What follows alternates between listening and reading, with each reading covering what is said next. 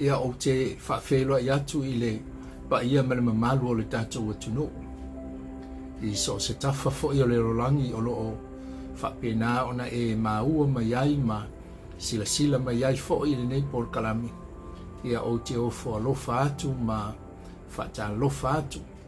A vea le suafo Yesu e whai mo ulima o te whawheloa i atu ai loutou pa ia ma loutou mamalu. Ma lo le folau manuia. O leo o tātou amatalia le nei tausanga. Tātou te whaaftai whaatasi le atua i lana tausinga. Ia e mese o lana pule whaasoifua. I lau tau soifua masa uola. O mawhai ai o na tātou wheiloa i le nei aso. Whaata alofa i so se tama whanau o Samoa. O lo tutonu fo i o vanga au le malo. I so se atunuu ma so se tuli mano le rorangi. Ia awa le puipuinga. O le saunga le mu e le ngata o le rolangi ia o le tātou atunuu o Samoa. Whata alofa ma whaafeiloa i atu te outou manawa ia le ngata foi leo i latou o loo aveina le tala lelei o loo launga ina le whaoletanga i so se tafa ma so se tuli manu le rolangi ia e maise foi o i latou o loo whaapena o na latou pese ina vi inga whaamatala ina ai le lelei ma le mamalu ma le matautia o le atua. O le alawa le tāleni ua tofi ma wala awina ai tātou. Ia o le atua lawa ia na te sila fia mea manawa. Whai mai le mole mau le tūsipa ia e le vale so tātou taui. Tātou te ngā lulue ma le mautinoa. O lo whaatani mai le atua e tauia i tātou uma. E tusa ma tātou ngā luenga le lei o lo whaia. E le ngata ina vi ia ai, ia le atua, ia ao lo soifua malo uola au auna, ia au tātou iai le nei o langa le tu mau. Whaaftai le atua, ona o le nei awa noa le lei, mawhai ai ona o te fo le nei por kalame i maota malawa, ia o te whaata lofa atu ia i lātou malawa, lo whapena ona fia e whaafonga mamai moa le nei por kalame, ia o nisi fo i olo whaapena o na moli mai le anganga whaafitai, o ni whautuanga, o ni whaamalosi, ia o te whaafitai tele, ma whaafitai atu ia te outou, tau ina ia maua loutou soifua, tātou te ngā lulue ai, ma tātou au auna i le atua, lau te tālo so o se tasi o loo sila mai, ma mai mua mai le nei por kalame, a whai fo i o ani ngase o le tino le nei, ia o se mana onga foi o loo ia te oe. Tali tonu e pei lava o le fionga pa ia le atua. E le ngata o le atua na te sila fia mea uma. A le moli mau o le tusi, e le ai lava se mea whaingatai le atua. Pe a whai tātou te tali tonu, ma tātou whaatuatua ia te ia. Ia o le nganga whaaftaina i le atua, o leo wa tātou fo lau i le nei tausanga. Ia tau ina ia ta ina i tātou e le atua, i lona file mu, ina ia amatalia, whaai uina fo i le tātou fo launga i le nei tausanga, a lo oanga li lei pia le atua. I le, tusi a luka lo iai se tala o te fia whaasoa i le nei aso, ia e whai fo i lea ma wha amalo si anga, ia e le ngate i leo lo tātou, whai ngā malanga a mata i le nei tausanga. Ina ua o si tasi aso ia ua whetale atu Yesu i lona au so. Ia o maia, tātou malanga i le tasi tu o le vai. A tonu o lo o sila le i ngalu ngā whaia le au so ai maise o la lātou ngā pātia i aso te tasi. A o whapena o na lātou iei whatasi ma le motu o tangata. E le ngata o vāvenga na whaia le i whaamalolo ina le tele o i lātou o hena mana umia le sosoani. Ia e le ngata i lea o le whawhanga ina o le motu o tangata i le tele o Taimi. Le lātou ngā luenga sa lai loa ma ngā pāti ai. A tauno le ala lea na sila lofa ai Yesu i lona au so. Au afo i e te tauna i eisi Taimi e malolo ai. E te taungo na i eisi Taimi e tala noa ia. Na o Yesu malona au so. Awale toi amatanga. Leisi ngā luenga o lumanai. A tonu le awala lea na whetalai atu ai Yesu i lona au so. Ia tuia le motu o tangata i nei. Ai tātou malanga i le tasi tu vai. Masalo matua tumu loto le au soo, i le fia ma le oli. A tonu ua talanoa i la lato ngā luenga, talanoa i vavenga, talanoa i whaamanuyanga, ai mesi o le matautia o ngā luenga na whaia Yesu. Wa talanoa le au soo ai mesi o le lato folaunga, o lea ua lato i lunga o le sami, wa lato wanga i le tasi tu vai, pei ona feta le yatu Yesu. Masalo ai wa avea, le pisi o le au soo e talanoa, ma fe whaasoai, tali e, ia ai maise o le langona o le oli. Masalo ua whaile ma au wala, ua le manatua ai e le au soo. O Yesu lea lātou te malanga whaatasi. O le isi mea matautia. Talu ai, atonu wa whaatuatua nai, ia Yesu a o lātou malanga, o le isi e toe ango ia Yesu. Ona o lea lātou te malanga ma le tautai o le vasa. Ia le whaifaiva o Peteru. Awai masani le lei Peteru o le ia le Taimi o le tau. Ai le ngata i lea, o fea fo ili me fōlau, iei na te loa ala vaa. O Peteru o le ata lea o le poto ma le ata mai o le tangata. O le ata lea o le tātou fōlaunga, e au noa mai Yesu tātou te whātuatua ia. Whamai tuspa ia ua tō whālea li. Ai a mata loa, o nā si i le sami. A wafo i le ai ase matangi e o so fai mai loa ngalu ti tele loa ma fati ti tele, fati a uma i to tonu o le va. E a mata mai le si i maali e maangiangi ma losi le savili. A tonu sa ave le va aia le au so ia Peteru le Taimilia. A wafo i o Peteru o le tautai. A tonu o manatu le au so o ele a faina. A wa o Yesu ele o se tautai. A o Peteru o le tangata ua masani lona soifua i le sambi. A tonu o le mafua anga lea. O ani nei sou laiti. O la ia le tali tonu o le au so o whatasima Peteru. La tau te mawhai o na foeuli pe tautai i le whainga malanga. Tātou te leo ese mai sou mamatangi. Ai awhai tātou te filifiliga Yesu i le wholaunga. O te talitonu e iai matangi, e iai sou o le wholaunga. Ai i tu atu o nā mea uma. E mawhaia Yesu o na whaalelei. Le au whaafafonga i le nei asa. O lea ua tātou amatalia le tātou wholaunga. O fea o iai lo tātou whaatuatuanga. O lo o ia Peteru, po o lo o ia Yesu. O Peteru o le ata leo oe. O le ata leo tangata e whaalangolango i lona lava poto malona i loa. Wa vaai le si o le sami. Wa vaai wa amata o na angi meile matangi. Wa amata o na tutupu vai inga. E to tonbo lona a inga. Ai maisi o lona o langa. I le vāo mātua ma whanau. I le vāo ngali. I le vāo maisi tangata lau tele. Wa amata o na vai ua le o toe nofo file mō. E iei la le tangata o lona mana tu ele a whaina. E mawhai e lo ua tamai. E tai whapena le tangata o lo tele ai le oa ma le tamau a inga le tele o mea wana maua i le o langa le nei. Ua whaalango lango iai i le tele o mea o ngā luenga le nei o le tele o tupe ua ia maua. La ua whaalango lango iai le ai a whaina. O lo tele le oa ma le tamau a inga e whengo fie i antiau. Ai wana ingalo ya te ole mo le maua le tuspa ia. Mai se ale o ngai le tangata te maua le lalolangi uma. Ai whano ai lona ola. Le au whaafafonga i le nei aso. Au tātou fōlau i le fōlaunga a mata o le nei tausanga. Whai ai a tātou whai ngā filifiliga. Po o le oa ua e maua. Po o le filifiliina o Yesu. A tauno le manatu lea sa i le au so. Whaatasi ma Peteru. O le sa ia foe ina le fōlaunga. E whemeli mo le maua le tūspa ia ua sou le matangi. A o lo tau wha Yesu i le wā. E i Taimi e te manatu lo i lo poto ma lo wata mai.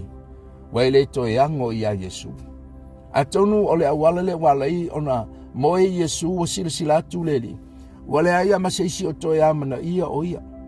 Wale ai seisi o toi fia talano atu ia te ia. Wale ai seisi o toi manatu ia te ia aisea. A leo ua fōlau i le teimalu. Leo ua fōlau i le ngata o le langi le lei. A ua vaia fo i le matango fie ma le malu o le aso lea. Wale ai seisi o toi talanoa ia te ia. Lea ufa afonga i le nei aso. E le ailo so ua manoa i te talanoa ia Yesu. Moe loa ma Yesu. E iai lalo to tele o tangata paua le mea. O le amai o Yesu. E whaongo mea ai le fōlaunga. Paua le mea o le amai o Yesu.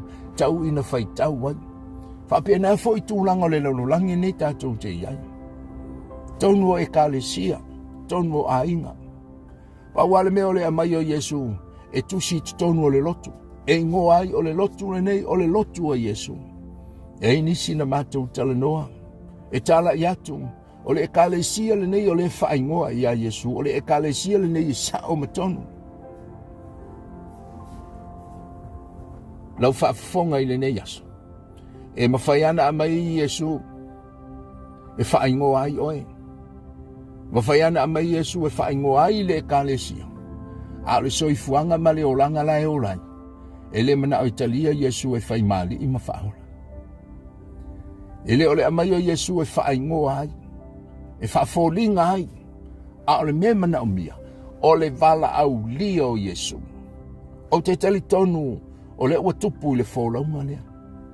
Wana ona amai o Yesu e whaamanai ai le wholaunga. A le ua amai Yesu le ua moe i te tonu o le vaa. Aisea, o le fia talanoa i ai le au so. Whalangolango le au so i le poto ma le atamai. O le afo i lau wholaunga.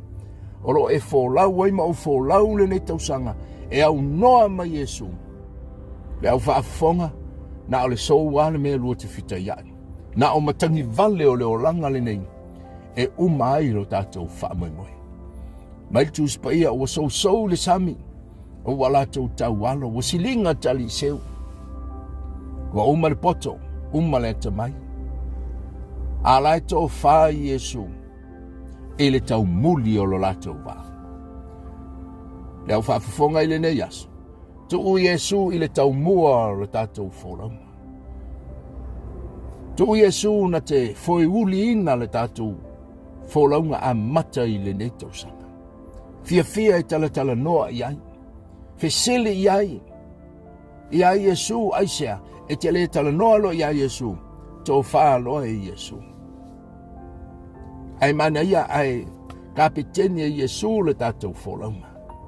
Ina ia sao mauli le tātou whainga malanga i le neitausanga. O te tali tono le tala le tuspa ia whai mai. O le atua ele moe, ele tūli moe. O le awala le alai ona tau whai atu se la ngona i le nei aso. Ele i tō whaa Yesu. Aina sila fia Yesu o tala le au so. Ma lato ngai ngoinga na whaia i tutonu o le vaa. E iai le tau le alea na latu whai atu ia Yesu. Wha mai Yesu o tamara o te fia muli ia te oe. I mea e te alu iai. Whetala Yesu vaai oe. E whai lua o alope. Whai mea mo moe ai manu whelelei. A ole ata lii o le tangata. Ele ai se mea moe ai. O le mea le tātou te ilo ai le tau singa lofa le atua ilo soi fua maro uala. Ele moe le tu le moe. A tonu o lea o lo faise malo longa Yesu. Po mafuta Yesu ilo na tama. A tonu o le vaai le au so o la uto wha Yesu. Ai o te tali tonu o lai mafuta Yesu ilo na tama. E toi utu mai leisi malosi au ale ngā luenga mo le aso e soai. I so se wholaunga malanga a o ina so le sami. Ma o Sofia le vaa i le sami. Na pauale me maua ele au vaa. O le inu sami. Ia un olo Yesu ma le tātou wholaunga. Tātou tofolo i le sami. O le ata o mea o ona o le o langa le nei. E au whaafonga. Wa Yesu. Nei tō whai lau wholaunga. Uma o lātou whaamoemoenga. Uma tau mawhainga. Whamai le tūspa ia. Wa lātou o mai ma whawhangu ia te ia. Whatoa mana tua i Yesu. Ele ngata ina inu sami. A o lea ua maa i vasa. Mai wa lātou whawhangu i lea li. Ma le fua mai i Yesu. Te talitonu ana o seisilia. E nofo mala i lunga. O te ngia loa. Au te whaafutai i lea li. E tumu i lea lofa. E rei wa ai i winga o le au so. Aina ia ta ofi le matangi ma le so. Te loro ngā luenga lea satani le whailo so i fua malo uala. E whiula mai le matangi. Ina ia sou ai la tātou whōraunga. Ina ia tātou tofo ai i mea o ona o leo langa le nei. Le au whaafafonga i le nei asa. E le fua ina i lo so i fua malo ola. Le ngā luenga e whaia Yesu ma le ngā luenga whaola. Ai whaafitai i le au so. Wala tūtoi manatua i Yesu i Taimi o matangi. O fea foi olo e whaafafonga mai ai. O ani sou olo o sou wailo ainga. Olo o sou wailo o langa. O le taimi i tātou te whawhangu i nā i Yesu. E ala i le te talo. E ala i le whaamau a lalo o tātou loto. Vala au lia Yesu. E le ngata o tātou o langa ina ia whisuia ina salamo. Masa ili i le atua. O le taimi le nai ngā lue mai ai le atua. Whai mei wa ma le fua mai le li i wa ia tā ofi le matangi ma le sou. O na malu rea. O le mea matautia. Le tioa. A le iso lata wawa noa e whawhangu wa Yesu. Ma whisili i a Yesu. Po wheanga i aila lata ufora. Ale fa melta la tuspa ia le taimi a wa matangi ai la lata ufora uma. Fa fangulo Yesu fa ile vavenga. Fa mailo le upu ale tuspa ia fa mai. Wa tu fesili le au so. Po o ai le nei tangata. E malanga mai Yesu. Ai le malama ia Yesu. La tau tele o iloa o le atua fai vavenga. O ia o le ala i le ola e whaavavau. E le ai masetasi. Fetalai Yesu o au nei le ala o pumoni ma le ola. E le ai maseisi e taunu i le ola e whaavavau. Pe au noa mai Yesu. O le hafo i le lotu na e te lotu ai. E au noa malotalio Yesu e whai maali i ma whaola. Pe ingoa le e kalesia i a Yesu. A e le talia Yesu i lo so e fua malo ola. O se oli ano tatu taunu uma. Aisea. O le ala e tasi i le ola e whaavavau. O Yesu pe a tātou talia o ia. Le Ioane mtau mua sifuma le loa. Mai o i latou uma o ena talia o ia. E le o le loa o Yesu, a o le talia o Yesu. Na ia vatu iai le manuia ave i latou mawhanau a le atua. E mawhai ana tātou lolotu. A tātou le talia Yesu, e leo tātou o ni whanau a le atua. Tātou o whanau a le ti apolo. Ma ia vatu iai le manuia. E ta uata lii. Ta uafa fine inai i latou. O le whanau a le atua. Wa mai ino ua maleifua mai le lii. Ua vavao le matangi. Whai mai lo le tala le au so o ai le nei. Wa usi ustai a te ia le matangi ma le vai. Malanga ma Yesu. Ai malanga ta waso. Na tau tele o iloa o le Yesu lea. Le awala le male mafuanga wala i ona la tau fisiri whai mai o ai le nei. Tau whaafonga i le leias. A whaina tau tu fisili le au so. Po o ai le Yesu lea. Tātou mauti noa Yesu le nei tau sanga. Fisili i ai, talanoa i ai. Whaatanga Yesu. Na te foe ina lau wholaunga. Tātou te tau nuu ai i le manuia. Lea ua malu le wholaunga. Aisea, wala tau mauti noa Manao Yesu e manui ai mea. Whamatala e se tasi whai au. Ia lana tala i leisi aso whai mai. E iei le tama o lana masani au suliva veao. O le tama le te li tonu i le atua. Ai ai alona tupua e tapua ai ai. O le tupua la le atua i le au tafa o lona whale. Vavea umai le ialu di tama le whainga luenga.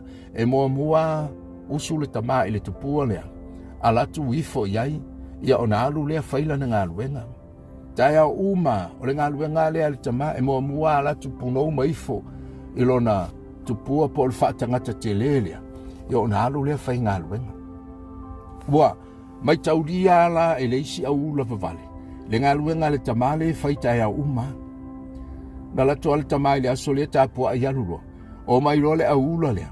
Wa ave ese le tupua te lelea. Ai tu ue le tamai whaatangata. Toi maloa tu ale tamale le si tai au ala tu to atuli. Maifo. A o te ele tamai le vai atu. Wale ai le whaatangata te le po le tupua te lelea.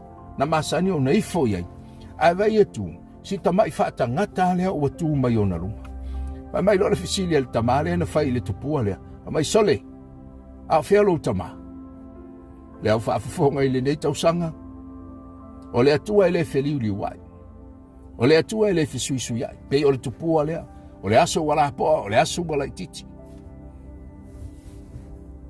E mai mo le mau o le tuspa ia o le atua o i o ana nafi ma le aso. E o i le whaavava. O le atua lea tātou te au auna iai. O le atua i le suia. O Taimi o matangi, o Taimi o sou, o Taimi o wha, o Taimi o maunga, o Taimi o vanu. Pēlau lau tō awha le awala. Whai mai le mole maua le tūspa ia e le suia. Le atua lea. O lo tātou au auna iai. Nau whaafonga i le neias. O le atua i le o le oa ma le tamau ai. Au le atua na te au mai ale file mo. E le o le tali lau whawhita hauri. O mea o tātou mau o le o langa le nei. Au e mana umia. Le whaoletanga la tāo i le atua i le titano o le whaoletanga i le nei aso. Whawhitai tama ua au whalongo i lau upu. Ua au iloa o au o le tangatanga salam. Te tala i nā tū lau loto i ati oe. Ua au iloa. Ua nā o oe. E malu ai lau wholonga. A fio mai lo loto, a fio tu mawai. Fai se loto fau mo au, ta pena i nā iau, ma lo uainga, i le ola e whaavava. Amene. Whaafutei tamai le nei yaso, na mātou te talo, ai le whaumaina le nei por kalame, ua uvala au ai lato uma, o lo sila mamai mo mai, ia e whaamenuia i lo mātou atunuu. Ia iai le file mu o la wafio, o ni matangi mani sou o le o langa le nei. Mātou te leo ese ai. Ai au ne ave se ina la mātou vaai i ate oe. Peona e feta lai, amu ia i latou oe whaanonoa. Awa e te whaamafan whanaina i latou. Whaaftaita mā awa ao o mai matangi. Aolo tau lai la mātou vaai i ate oe. O ni a whaamani mea tupu o le o langa le nei. Whaaftai olo o iai lau whaamafan whananga. E mātou te la ngona i le oli, i le nei wholaunga o lo mātou whaia. O se mai i le nei aso, ni atu o tu valenga, o ni popolenga, o whea lava lo mātou atua, o lo ngā ioi mai ai satani ina ia o se whaia, ma au mai ngānu mālo losi i lo mātou wa. Fo e uli o oe la mātou wholaunga. E nei a mātou tau nuu ai i le ungo le nei tau sanga. E le manuia. Whaamanuia le whaafonga anga lo mātou atu nuu i le nei aso. Whaaftai au whaamanianga. Wa e whaia ma ua e tapena ina mo i mātou whaaftai aso. Amene. Ia o se whaasoa nai ne yaso. Lafo is whaamtalanga ua la vale. Ia o se ngangana foi ua le tau tamale i lau whaafonganga. Matua ia te oe. Ai mangalo ai so whaatawa. Tātou toi whaelo ai se malama o momo e nei por kalame u whaingo ina. O le taimi o le whainga filifiliga. Manu te leina lau whaasausaunga i le nei aso ona o Yesu. Amen.